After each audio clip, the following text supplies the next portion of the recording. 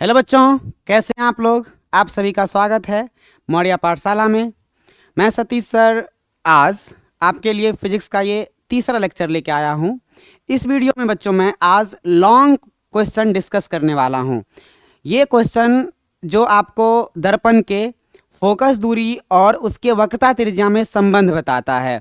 बच्चों ये हमेशा बिहार बोर्ड में ये लॉन्ग टाइप क्वेश्चन में पूछा जाता है, तो बच्चों ये आपको आना चाहिए प्रूफ करने। इस वीडियो में मैं आपको बताऊंगा कि कैसे आसानी से, कैसे बहुत ही इजी वे में, बहुत ही आसान तरीके से हम लोग फोकस दूरी और वक्रता त्रिज्या में संबंध निकालते हैं, है ना बच्चों। आप सभी जानते हैं, अगर किसी मैं गोलीय दर्पण की बात करूं तो गोलीय दर्पण में फोकस दूरी वक्रता त्रिज्या की आधी होती है, या आप इसको ऐसे कह सकते हैं कि किसी गोलीय दर्पण की जो वक्रता त्रिज्या है वो फोकस दूरी के 2 गुने के बराबर होता है। इस वीडियो में मैं आपको बताऊंगा कि कैसे बच्चों हम लोग F = R/2 प्रूफ करेंगे।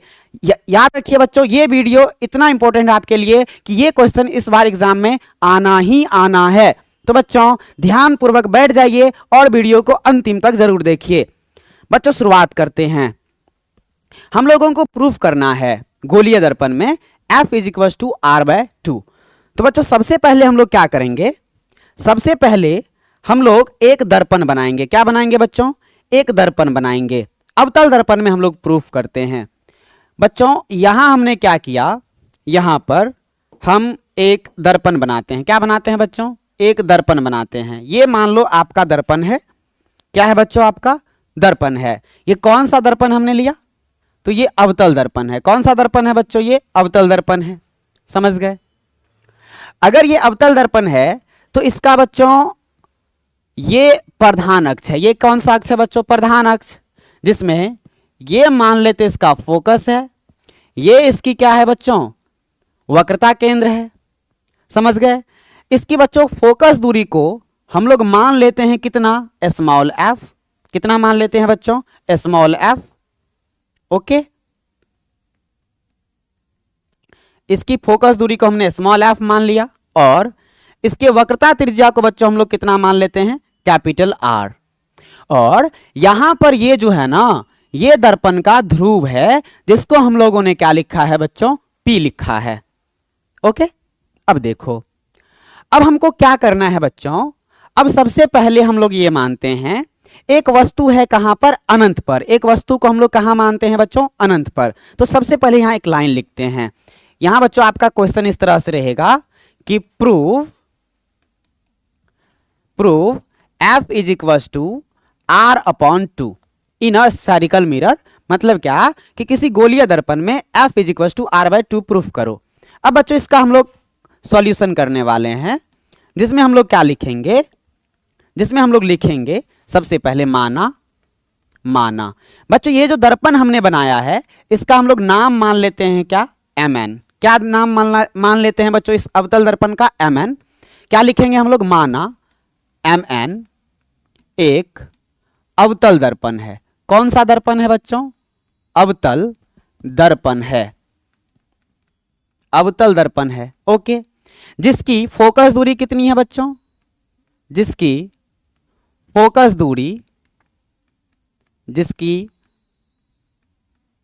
दूरी स्मॉल f एवं वक्रता त्रिज्या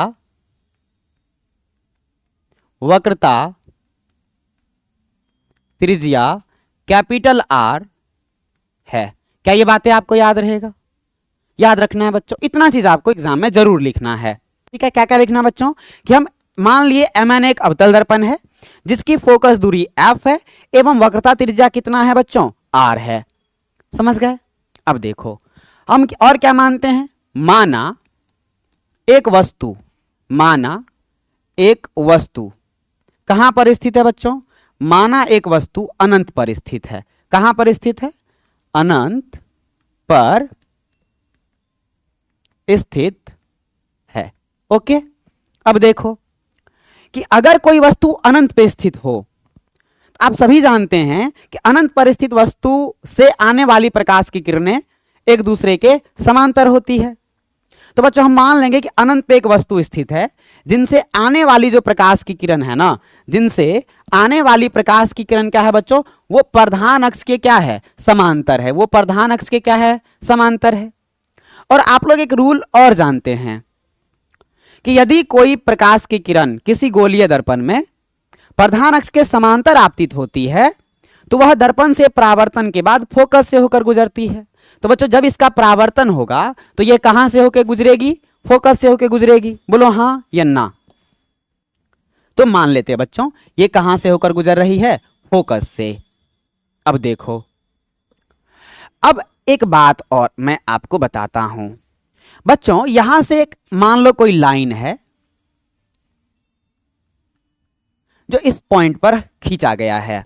आपको अगर मैं एक बात बताऊं, क्या कि बच्चों अगर कोई वृत्त है, अगर कोई क्या है, वृत्त है, और बच्चों यहां इसका ये एक केंद्र है और ये मैंने इसका एक त्रिज्या बनाया, तो ऐसी कौन सी रेखा है जो इस त्रिज्या के साथ 90 डिग्री का कोण बनाता है। तो आप लोग मैथ में पढ़े होंगे कि अगर मैं यहां से कोई एक स्पर्श रेखा खींचूं तो इस स्पर्श रेखा और इस त्रिज्या के बीच में हमेशा कितना डिग्री कोण बनता है, 90 डिग्री। या आप ऐसे समझ लो कि अगर मैं आपको कि वृत्त में कोई त्रिज्या खींचता हूं तो इसका मतलब ये त्रिज्या इस वृत्त के सतह के साथ हमेशा कितना डिग्री कोण बनाता है, 90 डिग्री। तो बच्चों यहां पर मैंने क्या किया, सबसे पहले सी से एक लाइन यहां ड्रॉ किया। बच्चों इसका हम नामकरण सबसे पहले कर लेते हैं। नामकरण में देखो, इसको हम मान लेते हैं बच्चों ए और इसको क्या मान लेते हैं, बी। ए बी एक प्रकाश की किरण है जिसका परावर्तन हुआ, एफ से गुजरा और ये यहां आ गया। इसको क्या मान लेते हैं बच्चों, बी। इसको मान लेते हैं ई। ओके, अब देखो, अब मैंने ये लाइन क्यों खींची है, सी से बी को क्यों मिलाया है, इसलिए मिलाया है क्योंकि बच्चों हमको अगर यहां परावर्तन का नियम लगाना है तो परावर्तन के नियम में हमको अभिलंब चाहिए। और अगर ये गोलीय दर्पण है तो गोलीय दर्पण मतलब ये यहां से एक वृत्त का निर्माण करेगा। अगर आप देखो तो ऐसी कौन सी रेखा है जो इसके साथ 90 डिग्री कोण बनाएगा, तो वो है इसकी त्रिज्या। और त्रिज्या कहां से गुजरती है, वक्रता केंद्र से। तो मतलब बच्चों ये जो लाइन है ना, ये इस गोलीय दर्पण पर एक लंब है। क्या है, एक लंब है। इसका क्या मतलब है कि ये अब जो सीबी रेखा है ये अभिलंब की तरह व्यवहार करेगा। किसके तरह व्यवहार करेगा बच्चों, अभिलंब की तरह व्यवहार करेगा। तो हम लोग को यहां लिखना क्या है कि ए बी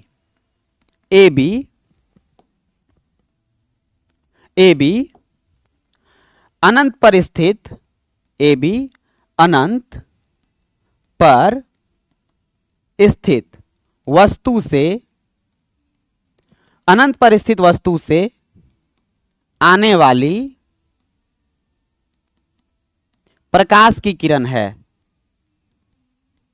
प्रकाश की किरण है जो दर्पण से परावर्तन के बाद, दर्पण से परावर्तन के बाद कहां से होकर गुजरती है बच्चों, फोकस से होकर गुजरती है। कहां से होकर गुजरती है, फोकस से होकर गुजरती है। इतनी चीजें आपको इसमें लिखना है। अब हमने और क्या किया आगे बच्चों, हमने क्या किया, सी से बी को मिला दिया। हमने क्या किया बच्चों, हमने क्या किया, सी और बी को मिला दिया। सी एवं बी को मिलाया। क्या किया बच्चों, सी एवं बी को मिलाया, जिससे बच्चों सी बी क्या हो गया, सी बी एक, जिससे यहां बच्चों जिससे होगा, जिससे सी बी एक अभिलंब होगा। सी बी अभिलंब क्यों होगा बच्चों, सी बी अभिलंब इसलिए होगा क्योंकि सी बी एक त्रिज्या है। और अगर कोई त्रिज्या की मैं बात करूं तो वो उस वृत्त पर या उस गोला पर क्या होता है, अभिलंब होता है। अब देखो, अब मैं आपको क्या बताता हूं बच्चों, अब मैं आपको यह बताता हूं कि ये जो आपकी अभिलंब है और ये आपकी आपतित किरण है इस दर्पण के लिए। तो आपने पढ़ा है कि आपतित किरण और अभिलंब के बीच के कोण को कौन सा कोण कहते हैं, आपतन कोण। तो बच्चों इसको हमने क्या मान लिया आई, इसको हमने क्या मान लिया आई। और बच्चों ये परावर्तित किरण है, तो अभिलंब और परावर्तित किरण के बीच के कोण को कौन सा कोण कहते हैं, परावर्तन कोण। तो बच्चों अगर ये आई तो ये कितना हो जाएगा आर। और देखो बच्चों इस कोण को हमने क्या मान लिया बच्चों, इस कोण को हमने मान लिया थीटा। क्या मान लिया, थीटा। तो बच्चों इतनी चीजें आपको सबसे पहले लिखना जरूरी है, और ये डायग्राम भी बनाना बेहद जरूरी है। बच्चों फिजिक्स में यदि कोई क्वेश्चन पूछा जाता है, चाहे वो लॉन्ग टाइप हो चाहे वो शॉर्ट टाइप हो, और यदि उस क्वेश्चन के आंसर में कोई डायग्राम आता हो ना, तो डायग्राम को इतने अच्छे तरीके से बनाओ कि अगर आपका डेरिवेशन में कहीं कुछ गलती होता है तो एग्जामिनर आपको उस गलती को नजरअंदाज करके इस डायग्राम से खुश होकर आपको नंबर दे दे। तो जो डायग्राम एकदम आप फ्रेश बनाओ। डायग्राम अगर आप कहीं स्केल का यूज करना हो तो स्केल का यूज करके बनाओ। डायग्राम एकदम फ्रेश होना चाहिए ए टू जेड, और उसमें बच्चों एक एक चीज का नाम भी लिखा करो। अब देखो हमने क्या किया, ये डायग्राम है हमारा, इसमें मैंने बता दिया चूंकि ये आपतित किरण है, ये अभिलंब है, तो ये आपतन कोण होगा। ये परावर्तित किरण है, ये अभिलंब है, तो ये परावर्तन कोण होगा। तो बच्चों अब हम लोग क्या करेंगे, तो चलो अब हम अगले पेज पर चलते हैं। अगले पेज पर चलते हैं। बच्चों आपने परावर्तन का नियम पढ़ा होगा। आपने किसका नियम पढ़ा है बच्चों, आपने परावर्तन का नियम पढ़ा है। किसका नियम पढ़ा है, परावर्तन का। तो हम लोग क्या लिखेंगे, हम लोग लिखेंगे परावर्तन के नियम से। परावर्तन के नियम से क्या पढ़े हो आप लोग बच्चों, परावर्तन के नियम से जो आपतन कोण का मान होता है, मतलब बच्चों एंगल आई इक्वल होगा किसके, आर के। आपतन कोण बराबर परावर्तन कोण, नहीं इसको मान लेंगे हम लोग बच्चों कितना, समीकरण नंबर 1। कितना मान लेंगे बच्चों हम लोग, समीकरण नंबर 1। अब देखो मैं आपको क्या बताता हूं बच्चों, ध्यान से अब सुनो एक बात। अगर मैं वापस इस पे आऊं, अगर मैं वापस इस पे आऊं तो आप क्या पाओगे। आप बच्चों ध्यान से देखो आप क्या पाओगे। अब देखो कि ए बी जो है ये आपतित किरण है, और ये जो आपको मैंने लाइन ड्रॉ किया है बच्चों, इसको नाम दे देते हैं एक्स, और यहां मैंने क्या नाम दिया बच्चों, एक्स डैश। तो ए बी आपतित किरण इस प्रधान अक्ष के समांतर है या नहीं है। और आप लोगों ने 9th क्लास के मैथमेटिक्स में पढ़ा है कि अगर कोई तिर्यक रेखा दो समांतर रेखा को प्रतिच्छेद करती है तो एकांतर अंतःकोणों का मान क्या होता है बच्चों, बराबर होता है। तो अब देखो ये एक रेखा है और ये एक रेखा जो एक दूसरे के समांतर है, और ये रेखा इन दोनों रेखाओं को प्रतिच्छेद कर रही है। तो बच्चों ये एकांतर कोण और ये एकांतर कोण एक दूसरे के बराबर होगा या नहीं होगा, होगा। तो हम लोग क्या बोलेंगे, एंगल आई बराबर एंगल थीटा। क्यों थीटा, क्योंकि बच्चों ये दोनों एकांतर कोण है। तो हम लोग को ये लिखना है, क्या लिखेंगे बच्चों, चूंकि ए बी समांतर है किसका बच्चों, एक्स एक्स डैश का, है ना, इसलिए एंगल आई बराबर होगा एंगल थीटा के। क्यों होगा बच्चों, वो भी हमको लिखना है। अच्छा एक मिनट, क्यों होगा पहले लिख देते हैं, क्योंकि बच्चों एकांतर कोण है। कौन सा कोण है, एकांतर कोण। ओके, और इसको बच्चों हम लोग मान लेंगे समीकरण नंबर कितना, 2। ठीक, अब समीकरण 1 और 2 को अगर आप ध्यान से देखो तो आप क्या पाओगे, एंगल आई आर के भी बराबर है, एंगल आई थीटा के भी बराबर है। भाई 3 आदमी है, ए बी के बराबर है और ए सी के भी बराबर है। इसका मतलब बी और सी आपस में भी बराबर है। इसका वही मतलब हुआ ना कि एंगल आई आर के भी बराबर है और एंगल आई थीटा के भी बराबर है, तो आर और थीटा भी बराबर होगा। तो हम लोग बच्चों क्या लिखेंगे, from equation 1 and equation 2 we get, मतलब बच्चों समीकरण 1 एवं समीकरण 2 से हम क्या पाते हैं कि angle r is equal to angle theta. हम लोग क्या पाएंगे बच्चों, एंगल आर और एंगल थीटा आपस में क्या होंगे, बराबर होंगे। ये बहुत ही महत्वपूर्ण चीज हमने यहां पर निकाला है, क्या बच्चों, कि एंगल आर बराबर एंगल कितना, थीटा। एंगल आर बराबर कितना बच्चों, angle theta. Angle r is equal to angle theta. अब देखो, अब आप इस चीज को ना, अब आप इस चीज को यहां पर ध्यान दो। आप इस ट्रायंगल को देख रहे हो क्या, ये ट्रायंगल आपको नजर आ रहा है क्या, कौन सा ट्रायंगल बच्चों, सी बी एफ। अगर आप सी बी एफ ट्रायंगल को ध्यान से देखो तो अभी अभी हमने प्रूव किया है एंगल आर और एंगल थीटा क्या है बच्चों, बराबर है। और आप लोगों ने ये पढ़ा होगा समद्विबाहु त्रिभुज में, समद्विबाहु त्रिभुज में ये पढ़ा होगा कि समद्विबाहु त्रिभुज में बराबर भुजा के सामने का कोण भी बराबर होता है, और अगर उसका कोण बराबर है इसका मतलब उसके सामने की भुजा भी बराबर होगी। तो बच्चों अगर इस त्रिभुज की मैं बात करूं जिसमें थीटा और आर बराबर है ना, तो थीटा के सामने वाला भुजा बी एफ और आर के सामने वाला भुजा सी एफ दोनों भी आपस में बराबर होंगे। तो बच्चों हम लोग क्या लिखेंगे, त्रिभुज सी बी एफ में क्या लिखेंगे बच्चों, त्रिभुज सी बी एफ में, त्रिभुज सी बी एफ में क्या होंगे, बराबर कोण के सामने, बराबर कोण के सामने की भुजा भी बराबर होगी। क्या होगी बच्चों, बराबर होगी। अतः हम लोग क्या कह सकते हैं बच्चों, अतः हम लोग कह सकते हैं B F is equal to C F. क्या कह सकते हैं, B F is equal to C F. अब देखो यही महत्वपूर्ण चीज है। क्या महत्वपूर्ण चीज है बच्चों, B F is equal to C F. अब यहां से देखो आपका लगभग प्रूफ हो चुका है F is equal to R upon two. कैसे बच्चों, तो अब अगर मैं ध्यान से इसमें बताऊं कि ये जो प्रकाश की किरण हमने ये माना कि ए से कहां पर आपतित हुआ, बी पर, जो बी पी से काफी ज्यादा दूर लग रहा होगा आपको। क्या ऐसा है कि कहीं अगर कोई वस्तु है तो उनसे आने वाली प्रकाश की किरण केवल बी पर आपतित होगी? नहीं, वो इस पूरे दर्पण में कहीं भी आपतित हो सकती है। वो पूरे दर्पण में इस प्रधान अक्ष के साथ भी आ सकती है। अगर बच्चों ऐसे बताओ, अगर भी यहां आ जाए, अगर भी यहां आ जाए, अगर भी यहां आ जाए, ऐसा भी तो हो सकता है भी एकदम यहां पर हो। बच्चों अगर बी एकदम यहां पर हो, और ऐसा तब होगा जब हम ये मानेंगे कि द्वारक मतलब इसकी जो अपर्चर है ना ये बहुत छोटा हो। इसका मतलब कि बी एकदम से कहां आ जाएगा, पी के पास आ जाएगा।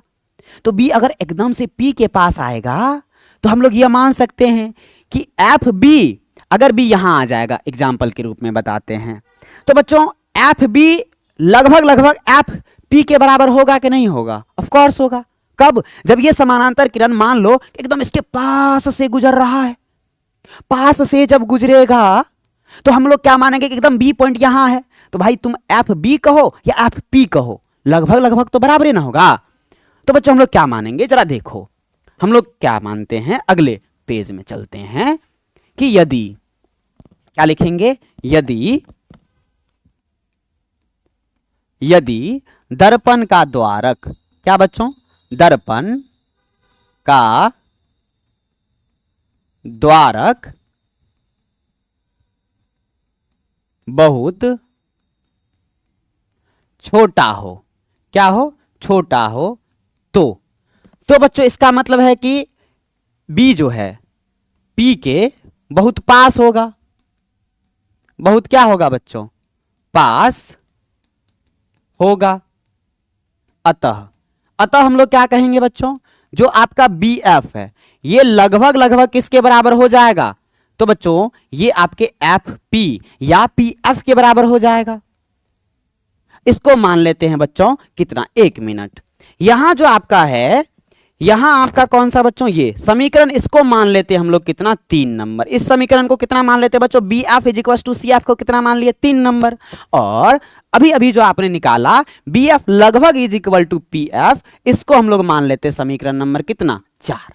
अब देखो समीकरण 3 एवं 4 से, समीकरण किससे किससे बच्चों, 3 एवं 4 से क्या होगा बच्चों, समीकरण 3 एवं 4 से क्या देखते हो कि यहां बी एफ पी एफ के भी बराबर है या फिर एफ पी के बराबर भी है, और बच्चों बी एफ सी एफ के भी बराबर है, वही चीज। तो सी एफ भी एफ पी के बराबर होगा कि नहीं होगा? तो बच्चों क्या लिखेंगे, C F is equal to F P.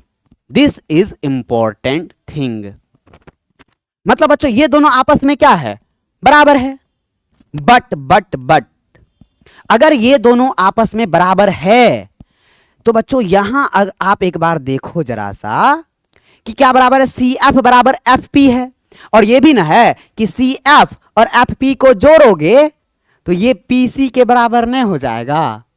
तो बच्चों हम लोग लिखेंगे क्या, हम लोग लिखेंगे बच्चों but C F plus F P is equal to कितना, पी सी। या बच्चों आप इसको ऐसे लिख सकते हो ना, ये कहां से आया बच्चों, तो ये आया चित्र से। ये कहां से आया बच्चों, चित्र से। अब देखो सी एफ की जगह आप क्या लिख लो, एफ पी फिर से लिख लो, प्लस एफ पी बराबर बच्चों कितना, पी सी। अब देखो हो ही गया प्रूफ। अब मैं वापस से डायग्राम पर आता हूं। अब डायग्राम में एक बार देखो बच्चों क्या कि पी एफ को आपने क्या माना है, स्मॉल एफ फोकस दूरी, और पीसी को आपने क्या माना है, कैपिटल आर वक्रता त्रिज्या। अब इन दोनों मानों को रखो उसमें, तो बच्चों कितना हो जाएगा, पी इसके जगह लिखेंगे small f plus small f is equal to capital R. तो अब देखो यहां से कितना हो जाएगा, एफ प्लस एफ कितना हो गया बालकों, 2 स्मॉल एफ बराबर कैपिटल आर। हो तो गया भाई साहब, यही तो प्रूफ करना था हमें। या स्मॉल एफ बराबर हम लोग क्या लिख सकते हैं, आर बटे 2। क्या बच्चों आप लोगों को ये चीजें अच्छे से समझ में आया? उम्मीद है कि आ गया होगा। बच्चों एक बार मैं रिकैप करवा देता हूं बहुत ही फास्ट। सबसे पहले हमको क्या करना था, सबसे पहले हमने एक दर्पण बनाया, दर्पण का नाम मैंने क्या लिखा, mn। दर्पण की फोकस दूरी स्मॉल एफ मान लिया और वक्रता त्रिज्या को हमने r मान लिया। और बच्चों अगर मान लो कहीं अनंत पर कोई वस्तु है तो उनसे जो आने वाली प्रकाश की किरण है समांतर होगी। तो हम मान लिए एक समांतर किरण ए बी है जो प्रधान अक्ष के समांतर आई और बी पर आपतित हुई। तो बच्चों परावर्तन के बाद फोकस से होके जाएगी, रूल है। अब देखो अभिलंब बनाना था, हम जानते हैं कि जो किसी वृत्त की त्रिज्या होती है उस वृत्त के साथ 90 डिग्री कोण बनाता है। तो बच्चों ये हमने अभिलंब खींचा, और आप जानते हैं आपतित किरण अभिलंब के बीच के कोण को आपतन कोण मतलब आई, और ये परावर्तन कोण मतलब आर। इस कोण को हमने मान लिया थीटा। ये सारी चीजें यहां पर लिखी गई है। उसके बाद हमने क्या किया बच्चों, उसके बाद देखो परावर्तन के नियम से हम जानते हैं आई बराबर आर। लेकिन बच्चों हम ये भी बताए कि ए बी और एक्स एक्स डैश पैरेलल है, अगर वो दोनों समांतर है तो एकांतर कोण का मान बराबर होगा। तो हमने कर दिया आई बराबर थीटा। अब समीकरण 1 एवं 2 से देखो तो आर और थीटा भी आपस में बराबर होंगे। और बच्चों किसी त्रिभुज में यदि दो कोण बराबर हो तो उसके सामने की भुजा भी बराबर होती है। तो हम लोग क्या लिख सकते हैं, बी एफ बराबर सी एफ। लेकिन बच्चों आप लोग जानते हैं उसमें डायग्राम में अगर आप देखो तो डायग्राम में क्या देखोगे कि सी एफ और बच्चों एफ पी को जोड़ेंगे तो पी सी के बराबर होगा। बोलो हाँ या ना। तो बच्चों इसलिए मैंने लिखा क्या, C F plus F P बराबर पी सी।